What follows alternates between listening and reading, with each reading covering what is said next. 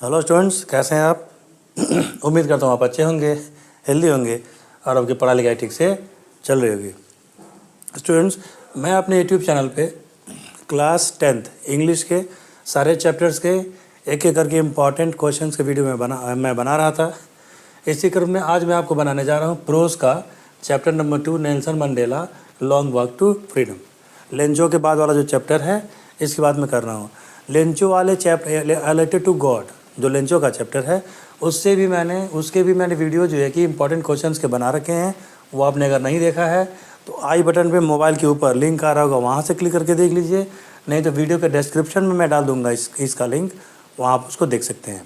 ठीक है, per day मैं बना रहा हूँ, कल मैं बनाऊँगा चैप्टर नंबर 3 प्रोज का। तो आइए आज देखते हैं चैप्टर नंबर 2 को, Nelson Mandela long walk to freedom. दोस्तों, ये एक कठिन चैप्टर माना जाता है क्योंकि ये जो चैप्टर है वो नेल्सन मंडेला की स्पीच है जब वो पहली बार राष्ट्रपति बने थे और उनका जो कंट्री था साउथ अफ्रीका वो गुलामी से आज़ाद होकर के एक रिपब्लिक कंट्री बनी थी, एक लोकतांत्रिक देश बना था। उस समय राष्ट्रपति की शपथ लेते हुए जो उन्होंने भाषण दिया था, उसी भाषण के कुछ अंश हैं, कुछ पार्ट हैं जो आपको चैप्टर के रूप में दिए गए हैं, Nelson Mandela long walk to freedom. तो वीडियो को लाइक कर दीजिएगा, शेयर कर दीजिएगा, चैनल को सब्सक्राइब कर दीजिएगा और खूब ढेर सारा प्यार आप मेरे इस वीडियो को दिया करिए। अब इसमें क्वेश्चन इंपॉर्टेंट कौन कौन से बनते हैं, तो मैं आपको जो क्वेश्चन बताऊंगा वो शॉर्ट आंसर वाला बताऊंगा और उसके बाद से उसमें 1 मार्क्स जो ऑब्जेक्टिव आता है उसको भी मैं बता दूंगा। अब ये जो आपका क्वेश्चन है हु वॉज नेल्सन मंडेला, ठीक है, तो ये आपका ऑब्जेक्टिव में भी पूछा जा सकता है 1 नंबर में और ये आपको पूछा जाएगा शॉर्ट आंसर में भी। ठीक है, ये तो आसान क्वेश्चन, इसको आप आराम से बता देंगे। दूसरा है why did Mandela fight with white supremacy. Mandela ने उनके देश में जो अंग्रेज राज करते थे, जिन्होंने अपार्थाइड सिस्टम यानी कि रंग भेद की नीति अपना रखी थी, काले गोरों में भेद किया करते थे, उनके खिलाफ मंडेला क्यों लड़े थे, ये भी एक तगड़ा क्वेश्चन बनता है। तो मंडेला गोरों से इसलिए लड़े थे ताकि वो अपने देश को आज़ाद करा सकें, गुलामी से अपने देश को आज़ादी की तरफ ले जा सकें। अपने देश को आज़ाद करने के लिए, फ्रीडम दिलाने के लिए, फ्री करने के लिए उन्होंने अंग्रेज़ों से लड़ाई लड़ी। ये 20 साल 25 साल से ज़्यादा जेल में भी रहते मंडेला। तीसरा क्वेश्चन क्या बनेगा इससे, what is apartheid system in south Africa. तो जो अपार्थाइड सिस्टम था साउथ अफ्रीका में वो क्या था, तो इसका आंसर क्या हो जाएगा, अपार्थाइड सिस्टम को कहते हैं रंग भेद की नीति। यानी जब अंग्रेज वहाँ पे आए तो उन्होंने अफ्रीका को गुलाम बना लिया। काले लोगों से वो नफरत करते थे, अपने आप को सुपर सिविलाइज समझते थे।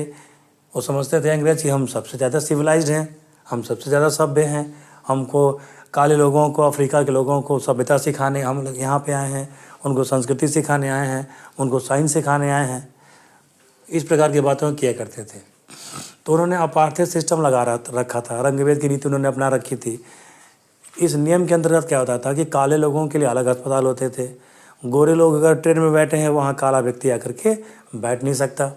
अफ्रीका में 90% लोग सांवले ही होते हैं, काले ही होते हैं, कुछ क्लाइमेट ही वहाँ का ऐसा होता है। ठीक है, तो वो अगर किसी बस में बैठे हैं, अगर काला व्यक्ति चढ़ गया तो उसे वो बाहर ढकेल देते थे।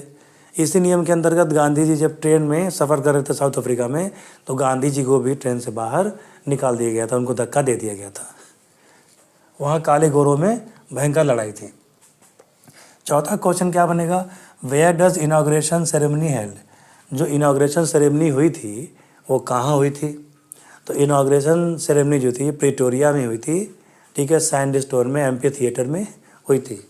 डेट भी पूछ सकता है इसका कि किस दिन को हुई थी, तो 10th में यानी कि 10 मई को हुई थी। ये सभी क्वेश्चन आपके ऑब्जेक्टिव में भी बना सकता है और शॉर्ट में भी दे सकता है। उसके बाद से what promise did Mandela do to his country people. भाषण जब वो दे रहे थे तो मंडेला ने अपने लोगों से क्या प्रॉमिस किया था, उन्होंने अपने लोगों में क्या प्रॉमिस किया, तो इसका आंसर हो जाएगा इक्वलिटी के लिए प्रॉमिस किया, फ्रेटर्निटी के लिए प्रॉमिस किया, ठीक है, यानी बराबरी के लिए प्रॉमिस किया, भाईचारे का प्रॉमिस किया, कोई दबाया कुचला नहीं जाएगा, सबको बराबरी के अधिकार मिलेंगे, ठीक है, पॉलिटिकल राइट मिलेगा, इकोनॉमिकल राइट मिलेगा, कोई कुछ भी वहाँ बन सकता है। इस प्रकार की बात उन्होंने किया था और कंट्री को डेमोक्रेटिक बनाने का वादा उन्होंने किया था। सबसे पहले गरीबी हटाने का वादा किया, फिर इक्वलिटी, लिबर्टी, फ्रेटर्निटी और removal of poverty, removal of apartheid system. यानी जो झेला है साउथ अफ्रीका के लोगों ने वो दोबारा अब झेलना नहीं पड़ेगा, सुखी राष्ट्र होगा, लोकतांत्रिक देश होगा और चुन करके सरकार आएगी, इन सब का भरोसा उन्होंने दिया। उसके बाद देखते हैं क्वेश्चन आपका 6वां आता है, what is the greatest wealth of a country. Mandela के अनुसार किसी देश की सबसे बड़ी संपत्ति कौन होते हैं। ये बहुत ही मोस्ट इम्पॉर्टेंट क्वेश्चन है, ये आपको कभी भी बोर्ड पेपर में छपा हुआ मिल सकता है। तो मंडेला ये कहते हैं कि किसी भी देश की संपत्ति, वहाँ का सोना चांदी हीरा मोती लोहा अभ्रक माइक्रा, ठीक है, यूरेनियम वगैरह नहीं होता है। वहाँ किसी भी देश की असली संपत्ति वहाँ के लोग होते हैं जो अपने आचरण से, अपनी प्रतिभा से उस देश को महान बनाते हैं।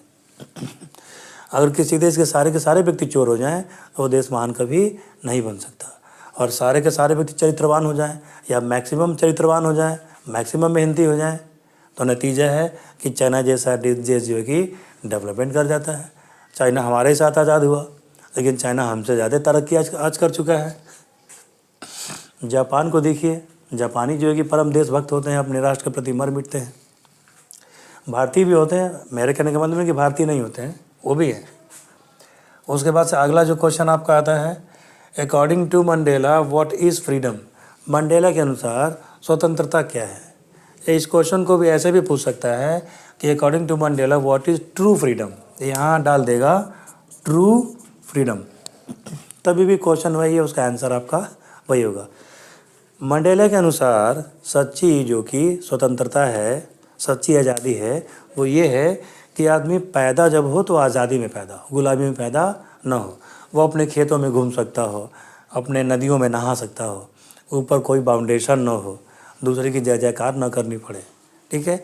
जो बॉर्न फ्रीडम है, जो जन्मजात स्वतंत्रता है, वो उसको असली स्वतंत्रता मानते हैं। ऐसा जीवन जो किसी के गुलामी में न बीते, वो जीवन सर्वश्रेष्ठ है और वो स्वतंत्रता अच्छी है।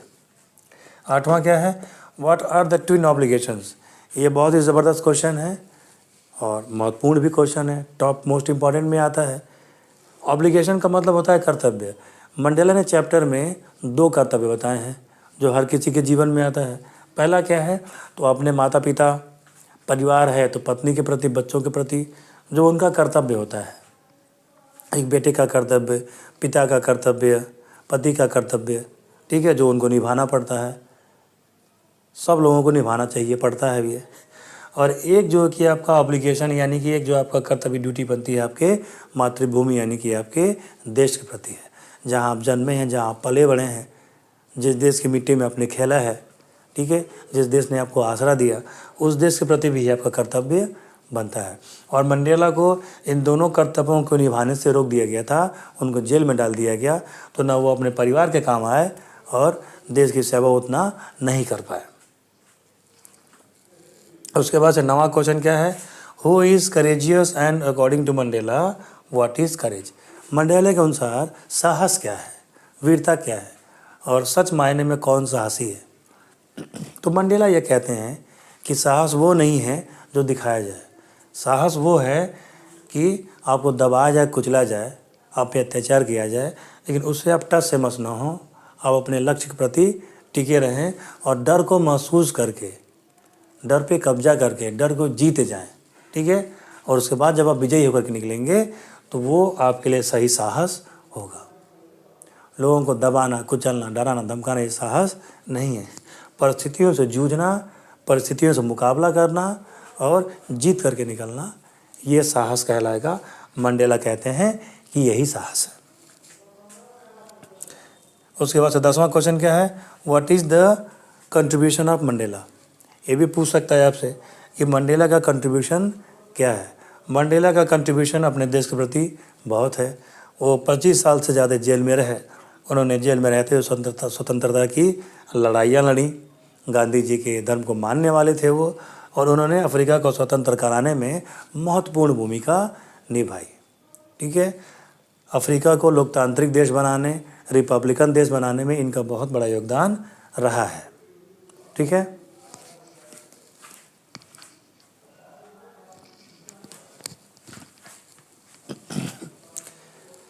एक और क्वेश्चन यहाँ से बन सकता है, मंडेला चैप्टर में आप जब पढ़ेंगे उसको, वहाँ जिक्र है महापुरुषों का। आपके पास अगर राजीव प्रकाशन या कैला देवी की किताब होगी तो उसमें पिक्चर दिया होगा उनका और नीचे उनके नाम लिखे होंगे। कुछ के नाम तो मंडेला चैप्टर में भी लेते हैं। ये वो महापुरुष थे जिनके ऊपर इतने अत्याचार किए गए कि वो अपने जेल में ही मर गए, वहीं पे वो खप गए। तो उन्होंने जो है कि यातनाएं झेली थी, यातनाएं झेल करके उन्होंने मंडेला को साहस दिया खड़े रहने का, जिंदा रहने का। तो उन महापुरुषों का क्या योगदान था कि जो लोग मर गए देश को आज़ाद कराने में, उनका मूल्य हम कभी चुका नहीं सकते। अगर पूछेगा तो उसका आंसर आप यहाँ करेंगे। आइए कुछ और क्वेश्चन को हम यहाँ पे, इसके बाद एक और क्वेश्चन आपका आता है जो कि इम्पॉर्टेंट है।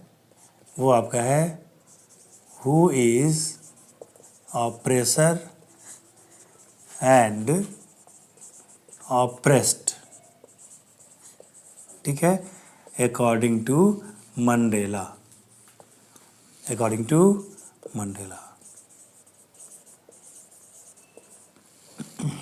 यानी ऑप्रेसर और ऑप्रेस्ड कौन थे? तो ऑप्रेसर का मतलब क्या होता है? जो अत्याचार करने वाले, जो दबाने कुचलने वाले हैं, ठीक है। और ऑप्रेस्ड कौन होंगे? दलित यानी वंचित, जिन पर अत्याचार किए गए हैं। तो कहते हैं कि मंडेला के अनुसार ऑप्रेस्ड और ऑप्रेसर कौन है? तो ऑप्रेस्ड वो लोग हैं जिन पर अत्याचार किया गया, अफ्रीका वाले ऑप्रेस्ड हो गए। और ऑप्रेसर कौन थे? ये जो हैं आपके अंग्रेज थे जो अत्याचार कर रहे थे, ठीक है। एक ये सीधे सीधे पूछ देगा और ये इससे पूछ देगा कि इनकी इम्पोर्टेंस क्या क्या है। तो जो ऑप्रेसर थे या जो ऑप्रेस्ड थे, वो दोनों क्या थे? ह्यूमैनिटी के खिलाफ थे। क्योंकि जो ऑप्रेस्ड थे उन्होंने अपनी किस्मत में मान लिया था कि हमको दबाना कुचलना, ये हमारा कुछ अभी कभी उद्धार नहीं हो पाएगा।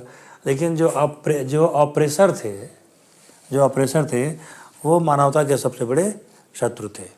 तो मंडेला के अनुसार मंडेला यही कहते हैं कि जो ऑप्रेसर हैं वो ह्यूमैनिटी के सबसे बड़े शत्रु हैं। ऐसे इंसान धरती पर नहीं चाहिए।